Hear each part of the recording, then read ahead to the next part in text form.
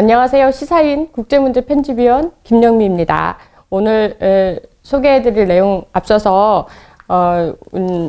요번 주에 기사가 나갔던 저의 이제 테러의 기원을 찾아서 그 마지막 연재가 끝났습니다. 그래서 유럽에서 IS 코스프레하는 유럽 청년들, 10대 청년들을 비롯하여 테러의 씨앗이 되는 이들의 행동과 또 사건들을 정리해서 이번 연재를 마쳤고요. 다음 주에 제가 1편부터 10편까지 요약을 해서 잘 설명을 드리겠습니다. 그래서 이번 주 중점 뉴스를 시작하겠는데요. 저번 주에 박근혜 대통령 탄핵이 굉장히 세계적으로 뉴스가 됐어요. 그래서 뭐 심지어는 탄핵이라는 영어 단어가 막 계속 올라올 정도로 굉장히 이슈가 됐는데요. 우리나라 말고도 탄핵이 이슈화된 나라가 브라질과 남아공이 있습니다. 특히 브라질은 박근혜 대통령과 똑같은 브라질 최초의 여성 대통령이 탄핵이 됐었죠. 지난 8월이었는데요. 그 리오 올림픽이 굉장히 이슈화되어 있는 상황에서도 그 개회 선언을 하지 못한 아주 불행한 대통령입니다. 그래서 호세프 대통령이 탄핵이 되면서 그 자리를 호세프 대통령의 임기 동안 할 수 있는 테메르 대통령이 다시 임기를 물려받았어요. 근데 지금 3개월 좀 지난 상황에서 또 이 대통령도 탄핵해라 라는 그 시위가 계속 있습니다. 그래서 그 이유는 뭐냐면요. 호세프 대통령이 왜 탄핵이 됐나를 보면은 브라질 상황이 이제 눈에 들어오는데 그 이유는 바로 그 브라질의 만성적인 재정 적자입니다. 일단 국민들이 못 살겠다는 거예요. 너무 가난해져가지고. 그래서 호세프 대통령에게 말하는 것이 제발 좀 실업률 좀 어떻게 낮춰달라. 근데 이 호세프 대통령이 2011년에 당선되면서도 최대 과제를 사실 경제 안정을 꼽았었는데요. 이 분이 그걸 잘 못했던 부분도 있습니다. 그래서 어쨌든 이분이 재선에 성공했는데 신기하게 이제 박근혜 대통령하고도 그 선거할 때 그 득표율이 똑같았어요. 51.6%. 그게 뭐 드라마 같이 아주 똑같아 해가지고 저도 깜짝 놀랐는데, 그래서 이 대통령이 재선에 당선될 때 당시에 본인이 재선이 되기 위해서 재정 적자를 좀 축소하려고 은행에서 이제 그 회계 분식, 그 다음에 돈을 끌어다 쓰고 갚질 않은 거예요. 그래서 이 부분이 이제 발각이 돼가지고 탄핵까지 갔던 거죠. 그래서 브라질의 역사상 최초의 여성 대통령이 아주 불미스럽게 탄핵이 됐습니다. 근데 이분이 이제 임기가 2018년까지인데요. 그 기간 동안을 말하자면 권한대행이죠. 그래서 권한대행으로 탄핵되자마자 3시간 만에 테메르 대통령이 이제 취임을 하셨어요. 근데 지금 브라질에서 이 새로 된 테메르 대통령도 탄핵해라라는 시위가 지금 계속 일어나고 있습니다. 그 이유는 또한 이 사람도 부패 스캔들이에요. 이게 브라질의 정권 자체도 부패가 굉장히 많기 때문에 정치인들 누구누구도 자유롭지 않은 거 아닌가라는 불안감을 줄 수밖에 없었던 게, 되는 대통령마다 이렇게 부패 스캔들이 계속 있는 거죠. 그래서 요번 테메르 대통령 같은 경우는 건설업자한테 뇌물을 받았다라는 내용이 주 탄핵 요구입니다. 그래서 이미 지금 탄핵을 해달라고 하원에 제출한 상황이에요. 그래서 앞으로 이 테메르 대통령까지 탄핵이 되게 되면 브라질 역사상 최단기로 탄핵이 되는 대통령이 되고, 그리고 그 다음 조기 대선을 하자라고 했을 때 나올 대통령은 굉장한 부담을 갖는 거죠. 그래서 브라질 국민들은 일단 대통령을 탄핵시키는데 성공을 했고 또 한 번의 탄핵을 시도하려고 하는 중입니다. 그래서 우리와도 굉장히 좀 밀접한 관계가 있는 게, 박근혜 대통령하고 그 호세프 대통령하고도 굉장히 같은 여성 대통령으로서 정상회의에서도 굉장히 친분을 자랑했어요. 그래서 호세프 대통령 같은 경우는 박근혜 대통령 굉장히 치켜 세우는 그런 발언들도 많이 했기 때문에 이 두 여성 대통령이 세계 정상 자리에 있었던 두 여성 대통령이 탄핵되는 그런 아주 2016년에 가장 큰 뉴스가 아닌가라고 생각을 합니다. 그래서 브라질 같은 경우는 어쨌든 탄핵 시도했고 또 성공을 했고 또 한 번의 탄핵을 하려고 준비하고 있지만 이번 남아공 대통령 같은 경우는 굉장히 좀 이 탄핵이 될 위기에서 벗어난 대통령이에요.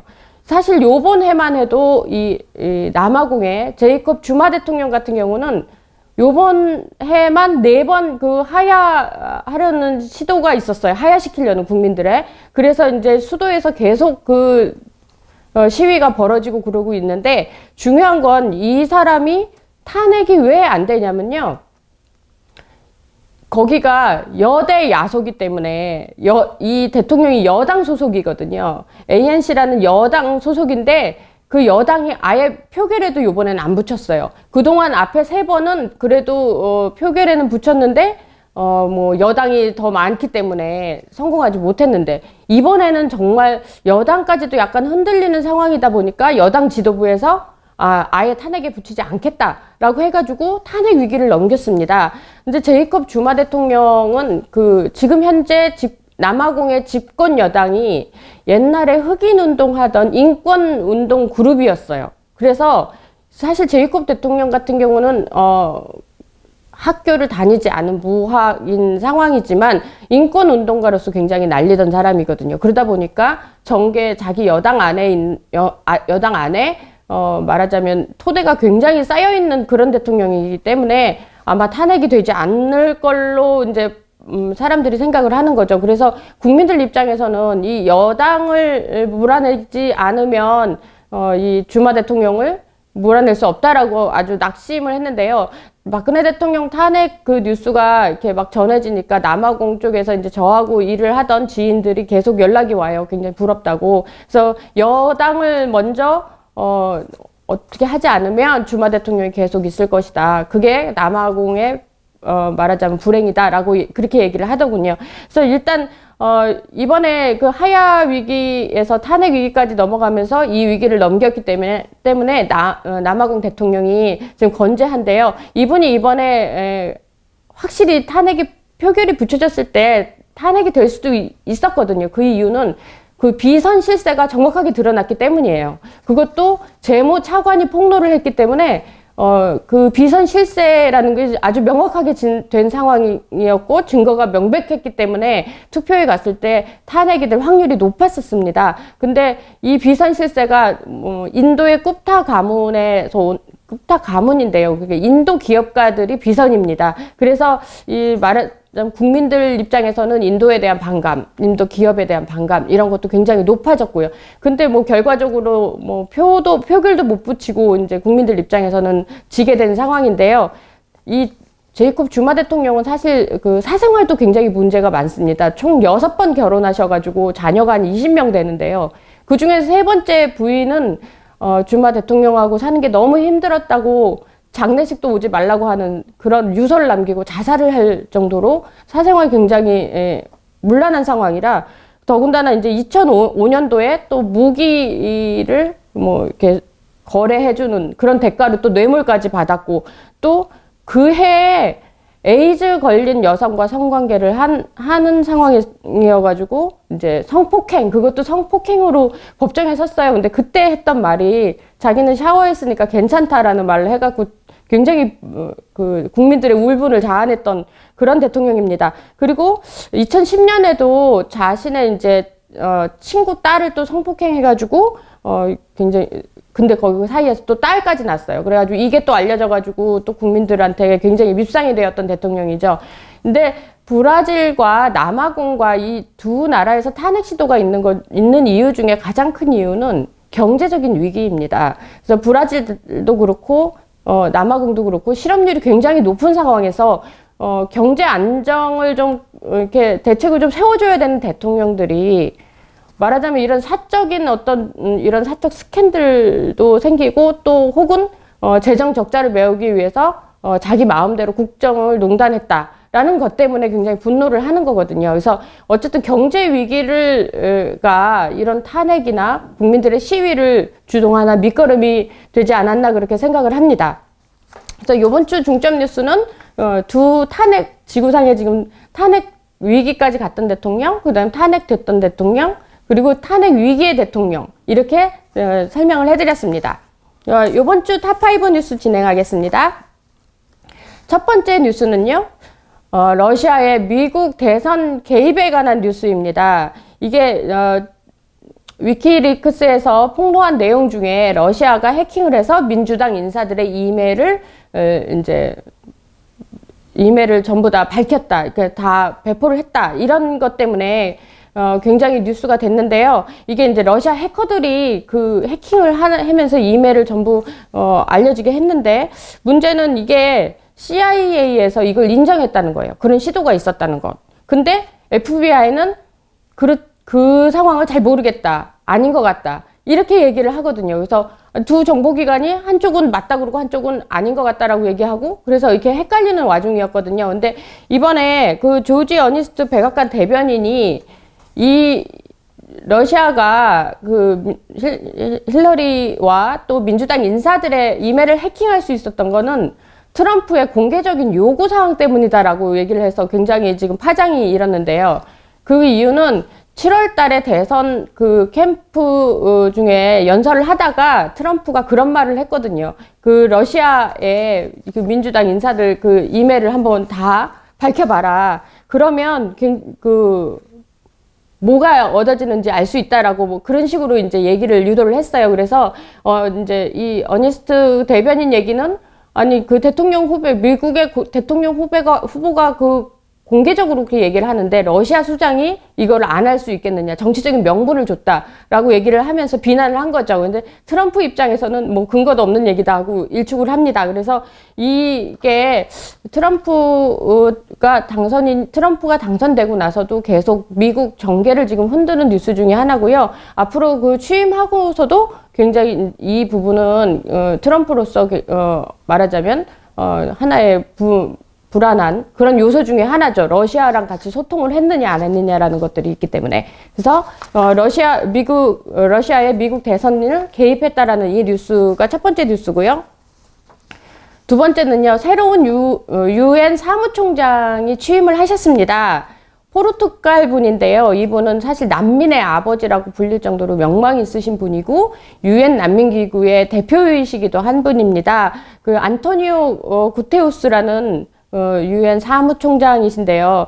이분은 이제 1월 달부터 이제 업무에 들어가시는데, 우리나라의 반기문 사무총장님은 이달 말까지로 임기가 끝나십니다. 그래서 마지막 고별 인사까지 이미 하셨고요.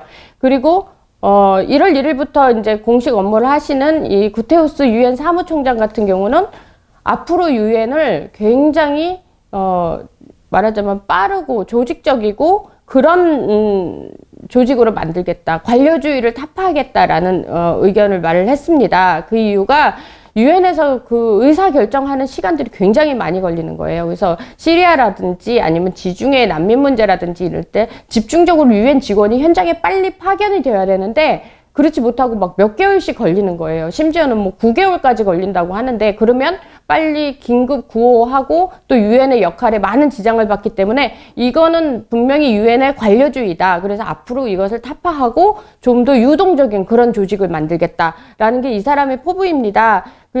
제가 이제 가장 이분이 이제 앞으로 굉장히 좀 기대를 하는 중에 하나는, 원래 유엔의 관료이시기 때문에 유엔의 조직에 대해서 굉장히 잘할 거라는 거예요. 이전에 이제 반기문 총장님이나 아니면 그 앞에 있었던 그런 역대 사무총장들 같은 경우는 뭐 유엔의 내부 밑에 직원부터 이렇게 올라오지는 않았잖아요. 근데 이분은 어쨌든 유엔 난민기구라는 가장 유엔의 최전선에서 일을 하시던 분이라 난민 문제에 어떤 새로운 타결점을 만들지 않을까. 사실 지금까지 난민 문제 때문에 유럽도 그렇고 전 세계가 굉장히 힘든 상황이거든요. 그렇다고 그러면 유엔의 역할은 이 난민의 문제에서 어떻게 했는가라는 부분에 있어서 굉장히 비판적인 얘기들이 많이 들립니다. 그래서 내년부터는 이 난민의 문제, 또 시리아 내전 문제, 그 다음에 지중해 쪽에 오는 난민들, 북아프리카에 있는 내전들, 이런 것들이 유엔에서 큰 역할을 하기를 기대하겠습니다. 그다음에 세 번째는 대만에서 2018년부터 모병제로 전환한다는 내용입니다. 그러니까 쉽게 말해서 지금까지는 법으로 일정 정도의 나이가 된 남성들은 군대를 가야 됐지만 이제부터는 그게 아니라 군대를 자원 입대한다는 거예요. 그래서 이 얘기는 이제 13일에 이제 입법원, 우리로 말하면 국회죠. 그래서 대만 국회에서 직접 국방부장, 우리는 지금 국방부 장관이죠. 그래서 이분이 직접 말을 했고, 국민의 알 권리를 위해서 미리 그 모병제 얘기를 먼저 하겠다라고 오늘 띄고서 말씀을 하셨는데요. 지금까지는 그 대만도 4개월 동안 기초군사훈련, 그 다음에 1년 동안 군사 복무를 하거나 혹은 그거에 해당하는 무슨 사회 공익에 관한 일을 하게 되면 하게 되는 그런 징병제였죠. 근데 이제 모병제로 전환하면서 대만의 군사 어떤 그런 정책이나 이런 군 정책들이 굉장히 획기적인 전환을 가져왔다고 생각을 합니다. 그래서 이웃나라 대만에서 일어난 일이지만 뭐 우리나라에도 모병제에 대한 얘기를 나오기 때문에 이 대만이 과연 이 모병제를 성공할 수 있는지 없는지도 많이 지켜봐야겠습니다. 왜냐하면 대만 안에서도 모병제를 반대하는 세력들이 굉장히 많아요. 그래서 자원 입대를 하면 분명히 숫자가 줄어들 것이다. 그리고 또 그렇게 되면 국가 안보에 상당한 영향을 미친다는 반대 여론도 있기 때문에 앞으로 추이를 더 살펴봐야 될 것 같습니다. 그다음에 네 번째 뉴스는요, 되게 좀 엽기적인 뉴스인데 저도 이거 보고 이집트의 이제 유기견들을 이집트 정부가 한국에 수출하겠다는 거예요. 그래서 이 뉴스가 처음에 나온 그 근원이 뭐였냐면 이집트 일간지인데요. 알마스리알룸이라는 그 일간지예요. 거기에 이렇게 그 한국에 유기견을 수출하는 거 적극 검토한다는 내용이 나왔거든요. 그래서 제가 사실 이거 아랍어로 돼 있어가지고 정확하게 번역을 해서 봤는데요. 그 굉장히 사실인 것처럼 나와 있습니다. 그래서 이게 그 아랍 국가에서의 그 개들은 뭐 예방접종 이런 것도 없고 굉장히 불결하고 그런데 이 개들, 더군다나 유기견인데 이 유기견을 한국에 수출한다는 거는 뭐 식용으로 수출하겠다는 건지 잘 모르겠지만 어쨌든 그 한국에서는 전혀 우리는 받아들일 수 없는 뉴스라고 저는 생각을 하거든요. 위생상의 문제들도 있기 때문에. 그런데 이제 뭐 어쨌든 이런 이집트 언론에서 이렇게 났고 또 알아라비아 인터넷판에도 또 나왔어요. 그 뉴스가. 그래서 이제 이집트 정부 쪽 이제 내무부나 통상부 쪽으로 연락을 해봤더니 그런 검토가 있었던 건 사실이나 한국 업자들을 직접 만나지는 않았다라고 얘기를 했습니다. 그래서 이게 이집트의 유기견들의 문제가 사실 굉장히 심각한 문제 중에 하나였어요. 이슬람권에서는 개를 굉장히 더러운 짐승으로 취급을 하기 때문에 그 개에 대한 어떤 이렇게 케어라든지 반려견 이런 의식들이 별로 없거든요. 그러니까 거의 뭐 동네 그 길거리에 이렇게 방치되다시피 한 개들이거든요. 그래서 전에는 어떻게 했냐면 이 개들을 다 한꺼번에 싹 잡아다가 사막에 막 묻어버린 거예요. 근데 이번에는 그 수출을 하겠다라는 얘기로 나오는 게 이제 이집트 경제도 안 좋고 그러니까 이렇게 하면 국민들이 좀 이해를 할 수 있을 것 같아서 아마 그런 식의 아직 발표는 안 했습니다. 그런 식의 의견이 나온 것 같은데요. 한국 국민 입장에서는 이런 그 불결한 유기견을 받아들이기가 좀 힘든 거죠. 그래서 만약에 근데 한국의 민간인 업자랑 접촉을 해서 이게 이제 뭐 식용으로 도축이 되든가 아니면 살아있는 개를 직접 수출을 한다든가 이런 상황이 벌어질 경우에는 문제가 될 수도 있겠다라고 생각해서 제가 국제뉴스를 뽑았습니다. 그 다음에 다섯 번째는요, 터키 뉴스인데요.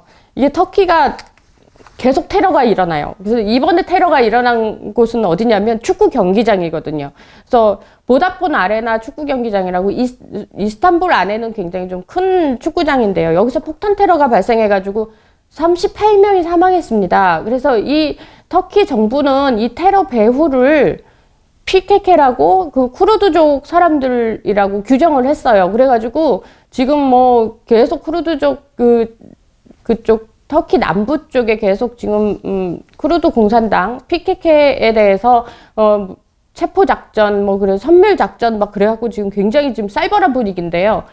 사실은 저는 이 축구 경기장 테러 주범이 PKK라는 그런 어떤 그 정확한 증거가 사실은 나오지 않았고요. 그리고 지금 현재 터키는 이 PKK뿐가 아니더라도 한 단체가 더 있죠. IS 테러가 또 있단 말이에요. 그러면 둘 중에 하나인지 정확하게 수사를 해야 되는데 아직까지는 그 IS가 했는지 PKK가 했는지 정확한 증거는 나오진 않았고 정부가 발표하기를 그 최근 뭐 PKK에 대한 그런 정부군의 공격하고 그 지도자에 대한 그런 수감에 반대하는 것 때문에 쿠르드족들이 테러를 했다라고 지금 밝힌 상황이고요. 터키 대통령 이제 에르도안이 이번에 이번 테러를 계기로 해서 앞으로 굉장히 테러에 대해서 안보 정책을 더 강화하겠다. 그 다음에 복수를 하겠다. 이런 발표를 하셨습니다.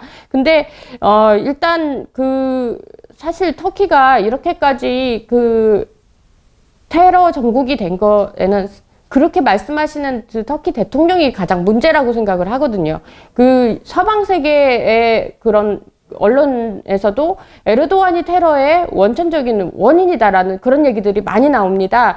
그 이유는 테러 정책에 일관되지도 않고 IS를 위한 테러 정책인지 아니면 쿠르드에 대한 테러 정책인지 이거에 대해서 그때그때 달라요. 진짜 이렇게 정부 발표가 어떻게 날지도 모르고 그때그때 다르기 때문에 항상 이런 사건들이 벌어지고 나면 뭐 쿠르드족의 복수다라는 얘기를 계속 하고 있는데 증거가 명확하지는 않는 거예요. 더군다나 지금 에르도안 대통령이 개헌을 앞두고 있어요. 그래서 내년 3, 4월에는 터키 국민투표를 해서 개헌을 하겠다라고 얘기를 하는데 그 개헌 내용이 대체적으로 대통령의 권한을 굉장히 신격화하는 내용이 많이 들어 있습니다. 그래서 대통령 권한이 훨씬 더 많아지는 거죠. 그래서 이렇게 되면 앞으로 에르도안의 독재 체제가 터키에 계속 오래 갈 수 있기 때문에 그 야당이라든지 국민들 입장에서 반대하는 의견들이 많습니다. 그래서 이 여론을 재우기 위해서 이 테러의 배후를 PKK로 해서 눈을 다른 데로 돌리기 위한 것이 아니냐라는 의심을 지금 많이 받고 있습니다. 그래서 야당에서는 이번 테러가 참 절묘한 시기에 났다. 하필이면 왜 개헌을 논의하는 와중에 이 테러가 났느냐. 그래서 어쩌면 또 이것도 에르도안의 자작극이 아니냐라는 그런 의심까지도 합니다. 어쨌든 그 테러 위협이 굉장히 터키 안에 많아졌기 때문에 터키에 여행 가시는 분들은 더 조심하셔야 될 것 같아요.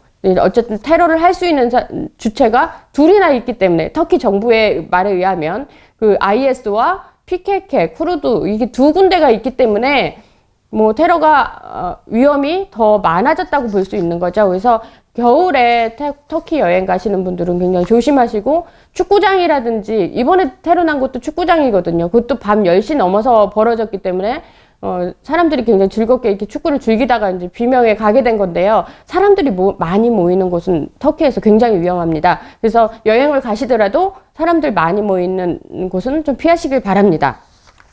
오늘 탑5 뉴스 여기까지 전해드리고요.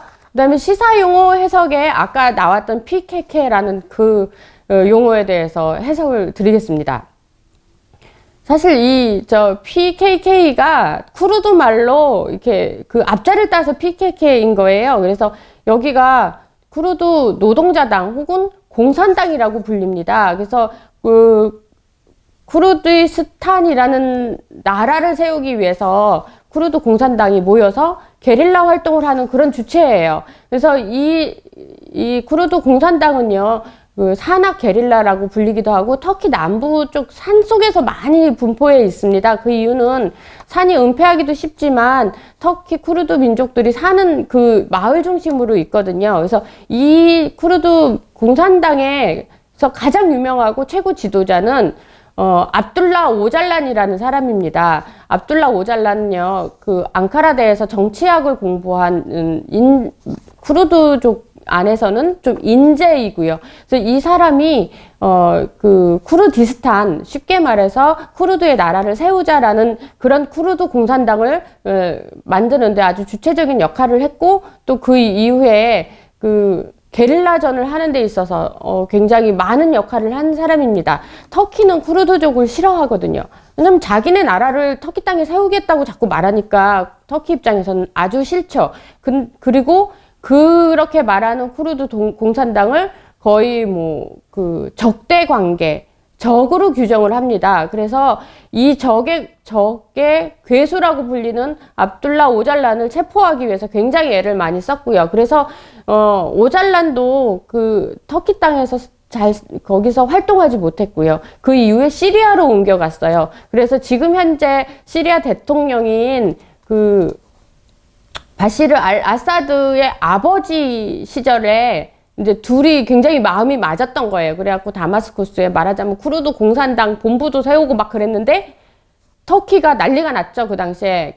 그래서 앞으로 뭐 그 걔네들을 쫓아내지 않으면 무력 행동까지 하겠다라고 막 경고를 하는 바람에 시리아 전 그 하페즈 알 아사드 대통령이 터키랑 싸우면 문제가 커지죠. 그러니까 할 수 없이 오잘란을 시리아 바깥으로 나가라. 라고 얘기를 했죠. 그래서 뭐 이탈리아나 뭐 여러 유럽 국가를 이제 가려고 타진을 했는데 터키가 이번에 외교력을 동원합니다. 그래서 오잘란을 유럽 국가 땅에 발만 들이면 그 나라와 외교 관계를 끊겠다. 막 이런 식으로 협박을 해가지고 할 수 없이 오잘란이 간 나라가 케냐 나이로비였어요. 그래서 케냐 나이로비에 그리스 대사관에 이제 피해 있었는데 잠깐 뭐 이렇게 나왔다가 그 터키 특수부대를 그 케냐에 파견을 했더라고요. 그래갖고 케냐에 파견된 터키의 특수부대가 오잘란을 케냐에서 체포를 해서 압송을 합니다. 그래서 지금까지 이제 수감 중에 있었는데요. 한동안 그 쿠르드 공산당하고 터키하고 조금 사이가 좀 좋았었어요.